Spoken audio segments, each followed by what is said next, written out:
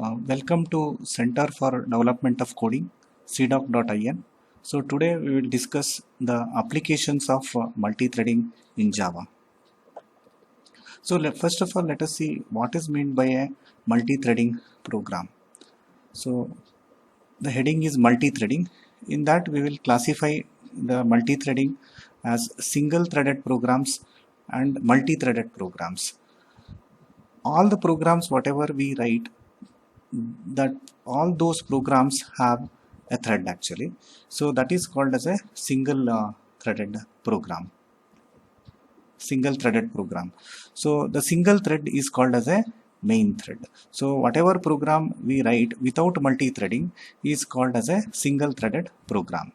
And whenever we write a multi-threaded program, generally what we do is we create a thread by using any of the two methods. That is, the first one is extending the thread, or by implementing the runnable interfaces. Then we are actually, in addition to the main thread, we are creating one more thread. That means at that time the program is having two threads. So one thread is a main thread and another one is the thread which is created by the program.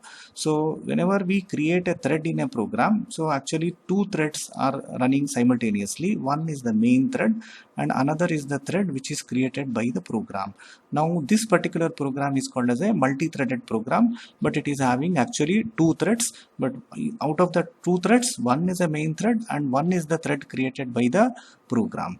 So let us see an example of three-threaded programs. So in this case what happens is the one main thread is already existing in the program and the programmer is creating two threads. This is the first thread and this is the second thread. So these two are the threads created in the program. So totally this particular program has three threads. One is the main thread and two threads are created by the program.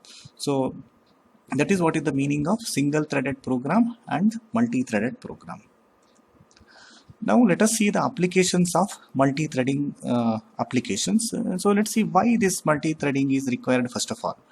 So let us take these examples. So one is the Microsoft Word. And in case of a Microsoft Word, what is happening is whenever we are typing, so whatever is the typed material is appearing on the screen. That is what I call it as typing and display. And there is some feature called as autosave. That means whenever I am typing, so it is the material is being saved automatically by an interval of time which is again set by the programmer, set by the user. Okay. And then there is some feature called as spell checking. So spell checking is also happening simultaneously.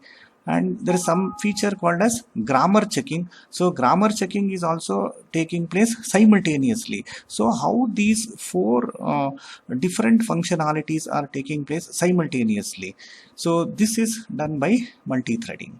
So there is a thread for this particular functionality and one thread is handling this and another thread is handling this and another thread is handling this. So all the four threads are running simultaneously in case of a Microsoft Word. We will see the example later how it really works.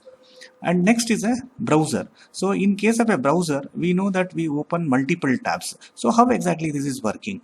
So each tab whenever we open, actually the browser creates a separate thread for that particular tab. So if we open four tabs, then actually four threads are running there and each thread is doing a different work. For example, in the first thread we might be using Gmail, and in the second thread we may be using the search functionality, and in the third thread we may be using Facebook, and in the fourth thread we may be using some other application, so like that.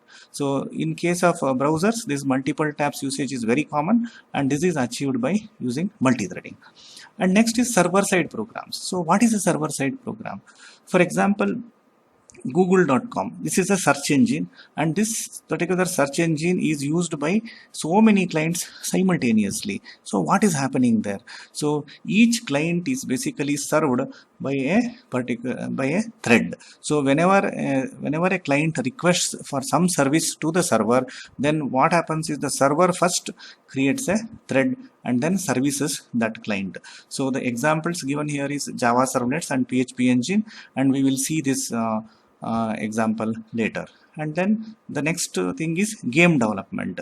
So one thread for each gun or aeroplane. So this also I will show you with an example.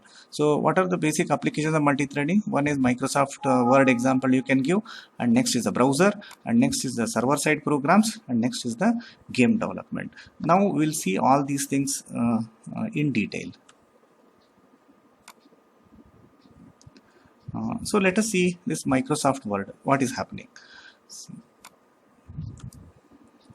So I will type in a sentence now. Let us see what happens. I am learning Java programming language. So now what I will do is I will just make a change here, and then I'll make one more change here,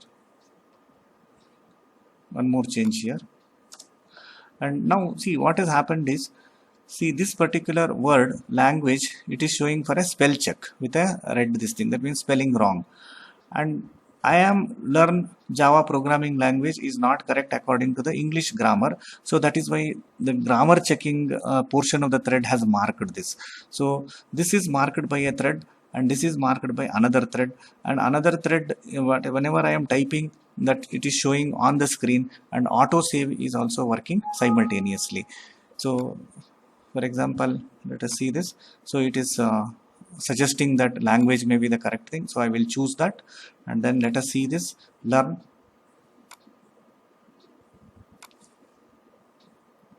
So learning, if I make, then this becomes grammatically correct. Okay, so this is about Microsoft Word, and now let us see this this game development. Let us see. So normally you might have seen that this is a sample game I have shown here. So two aeroplanes are flying here, and they are actually dropping the bombs. So these are the bombs dropped by the aeroplanes, and in the game what happens is this aeroplane has to move, and this aeroplane also has to move, and then these bombs, whatever is dropped by the aeroplane, this also has to drop from here to here. Okay, so that also should happen, and these two are the guns provided here for the player to shoot these bombs actually. So simultaneously so many things are happening here. The aeroplane is moving, and aeroplane is dropping the bombs, and these bombs have to move from here to the ground, and at the same time the user is trying to shoot the bombs here. So this gun has to be operated, and this gun has to be operated. So many things has to take place in a particular program. So at that time what happens is, one thread will handle this aeroplane, another thread will handle this aeroplane, and threads will handle these bombs, and one thread will handle this gun, and another thread will handle this gun. So multi-threading program is used in gaming. Next, let us see how multi-threading program is used in a server program. So in a server program, assume that this is a google.com server. So many people around the world are searching for something. So they all will be giving the URL www.google.com. So these are all the clients I have shown here. So whenever this client gives a URL request www.google.com, what happens is this request reaches this server. So what happens is, to serve this particular client, this server will create a thread. Okay, and then only it will give a service to this client. So after some time, so one more request will come. At that time one more thread is created, and it will give a service to this client.